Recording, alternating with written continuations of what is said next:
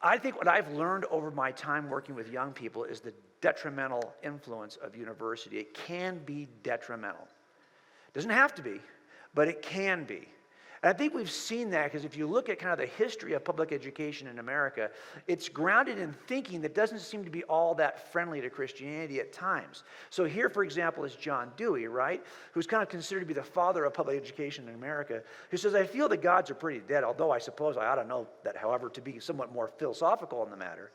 If atheism means simply not being a theist, then of course I'm an atheist. He's a very complex character. I'm not quite sure this really captures everything about him in one sentence. Okay, I'll just tell you that right now. But I do think he thought that there was a role that public education played in shaping culture. He says it this way: I believe that education is the fundamental method of social progress and reform. Schools should take an active part in directing social change and share in the construction of a new social order. And of course, most of the time when you hear how this ends up shaping out, it's not a social order that seems to be friendly to the Christian worldview, right? You see this, for example, with Catherine Fahringer, who puts it this way: we would be at 1,500 years ahead if it hadn't been for the church dragging science back by its coattails and burning our best minds at the stake. Or, as Judith Hayes put it, she passed away a couple of years ago, if we're going to teach creation science as an alternative to evolution, then we should also teach the stork theory as an alternative to biological reproduction. That's kind of the view that people have of our creationist beliefs. Of course, this ends up shaping out in terms of behavior.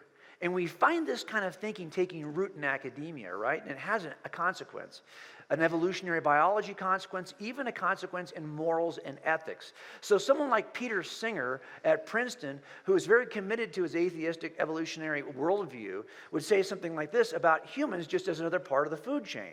Human babies are not born self-aware or capable of grasping that they exist over time. For that reason, they are not persons. The life of a newborn is of less value than the life of a pig, a dog, or a chimpanzee. So he's basing value not on what we would say as Christians being created in the image of God, but instead on your capacity to be self-aware. If there's another animal that is self-aware and your baby is not, that other animal has got more value, because he puts value not in the image of God, but in the ability to be self-aware. Do you see where this leads? So if you look at someone like Daniel Dennett from Tufts, he'll say it this way. In terms of talking about what he's trying to do in indoctrinating our kids, he says, they will see me, your students, your kids, will see me as just another liberal professor trying to cajole them out of some of their convictions. And they're dead right about that. That's exactly what I am, and that's exactly what I'm trying to do. Of course, he's not alone in that thinking. He's not the first person to say something like this. Richard Rorty said it years earlier. We try to arrange things so that students who enter as bigoted, homophobic, religious fundamentalists will leave college with views more like our own. So we're going to go right on trying to discredit you in the eyes of your children, trying to strip your fundamentalist religious community of dignity, trying to make your views seem silly rather than discussable. So we can see the impact this has on academic thinking. Not that, look, some of you are going to have your students or your grandstudents or your nieces, nephews, somebody who's of that age is going to go away to university and maybe have an incredibly wonderful experience. I have two boys who went to university, right? My son Jimmy, he went to UCLA. Of course he did. I went to UCLA too. We are Bruins, okay? My son David, though, he is in his residency in anesthesiology. He went to med school at USC. He is a communist. So that's the difference. Those of you who don't know Southern California, right? But I think my son Jimmy, when I asked him how, one was in the hard sciences, microbiology. The other was in the soft sciences of psychology. And when I asked my son, how did you survive in that setting?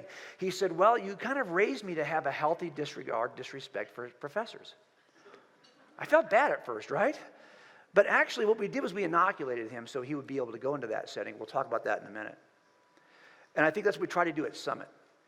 Not to give anyone a healthy disrespect, but what we want to do is to help them to think carefully and critically about ideas. So when they see stupid ideas coming, they identify them as stupid ideas. Make sense? That's what we're trying to do with all of our students.